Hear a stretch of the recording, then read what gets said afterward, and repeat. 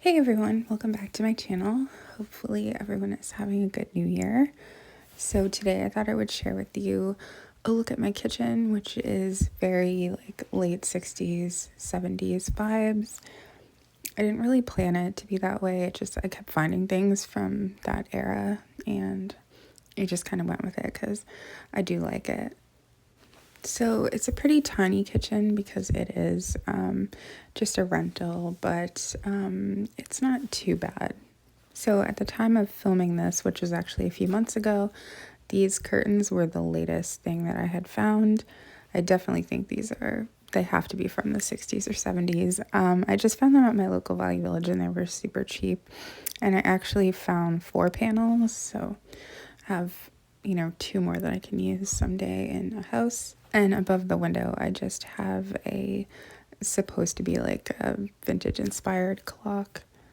And then hanging there, I just have a 4-leaf clover that was actually at my mom's house. I'm not sure what the meaning is behind it, but my grandma has the same one at her house, so I just felt like it fit. So just a few months ago, I actually redid the floor in here with just tiles I got from Amazon. As you can see, the floor was hideous before and it was driving me crazy. And so I just went for it, and I don't care if I don't get my damage deposit back. I definitely feel like it looks a lot better, and it completely changed up the vibe of the kitchen for me, having the floor done. So up on top of my fridge, the cupboard up here, I don't use that frequently, so I don't really care if there's things in front of it. So I just have a couple of like vintage pieces, and then I just keep my cookbooks in behind. I collect Better Homes and Gardens cookbooks, although I haven't bought any for a long time because I feel like I probably have enough, but they're pretty much the only cookbooks I collect outside of a few Betty Crocker. And then above the cupboards on one side of the kitchen, there's these nice openings, which is pretty cool. So I was able to display some vintage things up there because I don't have a big kitchen, so there wasn't really a lot of room. So these, I'm not sure. I feel like they're probably 70s due to the color, but I only had to pay like $8 for them at like a really big flea market place. They just wanted to get rid of everything. And these also, I did not pay a lot for. The Fire King tulips, the grease trap I did pay $30 for at an antique flea market, but the large bowl I paid $5 for, and the smaller shaker, it's missing its lid, but I only paid $2.50 for it. I found these Pyrex cracker and cookie jars a couple of years ago, and I was so excited. Some of the gold is faded off of them, but I still love them, and I just decorated them in the like Khloe Kardashian style cookie jar. I just think it looks cute. It's just for show. The lids don't actually have like a rubber kind of like seal on them or anything, so I don't even know how you would use them without everything going stale. So I just thought it was cute to display them that way. And then I just have most of my collection of Spice of Life from Corelle, which is a 1970s pattern. It's kind of funny. I didn't really seek to collect them, but I just kept finding a bunch of pieces, which I thought was a little bit funny because it's vegetables and I'm a vegan. But my favorite Corelle pattern is actually Country Festival, but it seems like it's just impossible to find. I've yet to see a single piece. So then on the opposite side, we have my stove, which I believe the stove has to be like late 70s, maybe early 80s. It's just an apartment size, which is kind of a bummer. I also found the Spice of Life spice rack and the teapot, but the stove really, it really makes the kitchen, I think. I also have Pyrex coffee maker, which I use pretty regularly. I wish that I had like a vintage fridge, but unfortunately I have a new fridge, but it would have been cool. I think it's funny how on old stoves they always gave you like the times for cooking meat. It's funny. And I just have a couple sets of salt and pepper shakers that kind of fit the color scheme. I actually have a huge collection of salt and pepper shakers, but I just put a few in there that were kind of color appropriate. And this like utensil holder is actually just a repurposed candle holder. I just thrifted it and I couldn't figure out what to do with it, but then I was like, oh, this actually kind of fits the vibe of the kitchen. This is probably one of my favorite pieces I ever found, and I only paid $5 for this, which is so crazy to me. It was in kind of rough shape, so I had to spend a lot of time cleaning it. In the process, the original labels got cleaned off, but I just printed new ones with my label maker, and I feel like it just looks fine. I actually forget what they even looked like before I wiped them off while I was cleaning extensively, but I really like it. And then in the corner here, I also love a lot of these things. So we have more Spice of Life See in Store Pyrex. The bottom one you can see has yellowed. I usually just keep like cookies or something in here, either that I've baked or some gluten-free ones that I buy from the store. Since filming this video, I actually found a third See in Store, so I'm excited about that.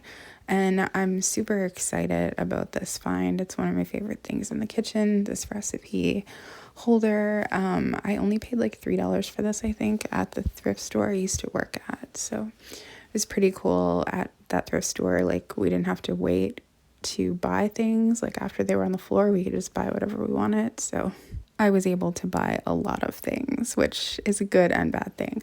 This toaster oven, I'm not sure exactly when this is from or what kind of era, but it definitely looks, before the 90s to me. And I love that it's Betty Crocker too. I only paid $10 for that. And then I do have some Betty Crocker cookbooks. So this one I think I got at the thrift store I worked at, but I actually have a few that belong to my mom, including this bread one and the American Style, I think it's called. I think those were hers. I just feel like the Betty Crocker really fit the 1970s aesthetic. So then on the other side next to the fridge is just where I keep like coffee stuff. So I have these cups from the 60s. I believe I got those where I worked as well. And I think we sold our cups for like 25 cents each. So yeah, it was a good thing working there. And then I have these canisters, which I found in all different places. And I still actually don't know who makes them. I've tried looking them up a bunch of times and I couldn't get any info or like even find them. They remind me of Anchor Hawking, but I Googled that a bunch of times and couldn't never find anything. I also have one of these little frogs. I'm not sure how vintage it is though. I want one of the actual vintage ones with his mouth open, but I just haven't been able to find one that's been reasonably priced in my color scheme. So I got that one from where I used to work. And then in the corner, I just have a milk glass with some fake flowers. It would take too long to show you all of the vintage pieces I have in the cupboards, but our everyday dishes that we use is the Corelle Spring Blossom, and I have a lot of pieces that I've been able to collect, which is pretty cool.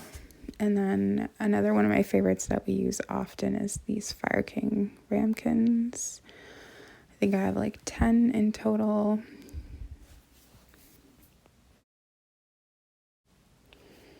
And then up here, I love these vintage soup bowls, which are very on par with 70s. And then again, another Spring Blossom from Pyrex. This one's pretty badly damaged though. So I'd mostly just have it there for looks. And then I also have Forest Fancies, which I believe Forest Fancies may have been in the 80s, but it still kind of fits in with the vibe. I have a lot of mushroom things that I haven't shown. All right, so these are things I purchased after I filmed this video, and this one is this crock pot, which is actually new, but it definitely has a vintagey type feel. I just got this on Amazon, super inexpensive, and I love it. And then for Christmas, I recently just got this Betty Crocker recipe index, I think is what it's called. We had one of these where I worked, and I didn't end up buying it. And then I regretted it because someone bought it.